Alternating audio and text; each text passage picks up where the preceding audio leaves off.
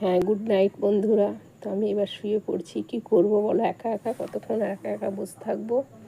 ছেলে তো কখন বাড়ি ঢুকবে জানি না, কারণ কি ছেলে তো তার বন্ধু টন্ধু নিয়ে রাত্রে অনেকক্ষণ পরেই ঢোকে, বন্ধুদের সাথে গল্প করে, আড্ডা মারে, সারাদিন কাজ করে, তো কিছু বলাও যায় না। কিন্তু তাও মেয়েরা যতটা বোঝে ছেলে ততটা বোঝেও না। এটা এখন যদি মেয়ে হতো তাহলে নিশ্চয়ই বুঝতো যে না, মা একা একা থাকে বাড়িতে, বাড়ি ঢুকে পড়ি, মায়ের সাথে দুটো কথা বললেও মায়ের মনটা ভালো লাগবে, বাবা চলে যাওয়ার পর মা একদম একা হয়ে গেছে, এটা হয়তো বুঝতো। কিন্তু ছেলে কখনোই বুঝবে না। মেয়ে একটা মায়ের বন্ধু হতে পারে, কিন্তু ছেলে কখনোই হয় না।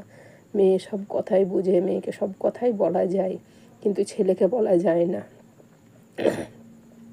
আমার ছেলেও এমনি খারাপ নয়, এমনি ভালোবাসে আমাকে খুবই, কিন্তু এটাও বোঝে না যে বাবা নেই, মা একা একা কান্নাকাটি করতে পারে, বাড়ি চলে যায় তাড়াতাড়ি, সেটাও বোঝে না।